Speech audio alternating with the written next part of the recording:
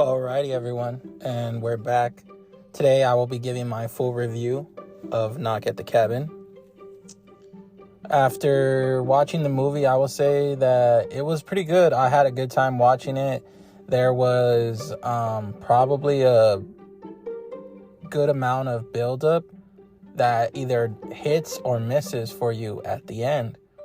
I think a lot of M. Night's movies are primarily based off a plot twist, and he always seems to go away from the source material. So after looking into the nature of the book and what happens at the end of the book, we start to find out that there's a little bit of deviations away from the book, and that's all right, as so long as it lands for the audience. I believe that it doesn't always land for the entire audience, and that's partially why it's getting mixed reviews.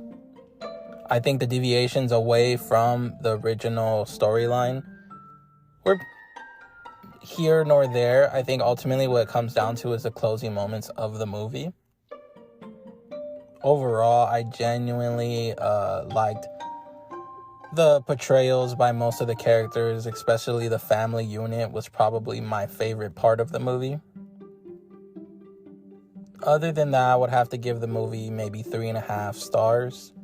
4 solely based on the chemistry between the core family unit and Bautista's somewhat divisive performance.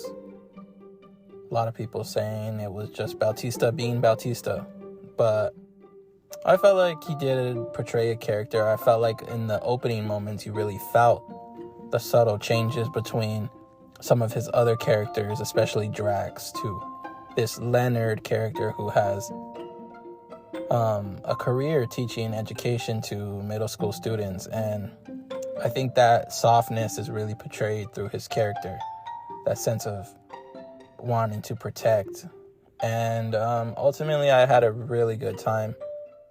For the most part, it was a thrill ride. I think I kind of miss a really good suspense or what is this whole thing about type story.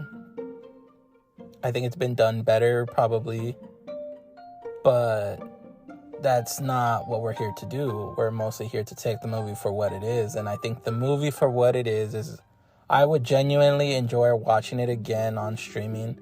I would genuinely enjoy watching it with someone who has never seen the movie, so I can talk to them about it, get their feedback, and see what they have to say about the subject.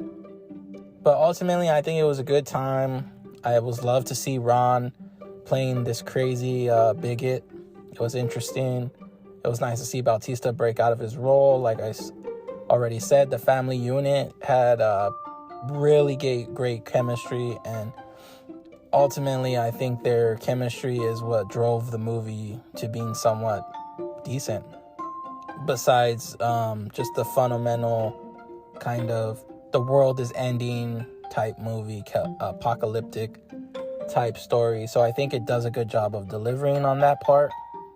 Ultimately, I would like to say solid 3.5, 4 stars, 3 stars, depending on, what I think if you give it less than that, you're not giving M. Night any credit for his deviations away from the source material, because nobody wants to watch a movie where you are solely basing it on suspense and everyone already who has read the novel already knows what happens.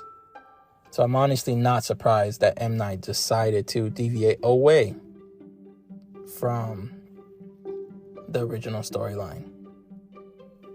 And that's pretty much all I have for Knock at the Cabin. A few things.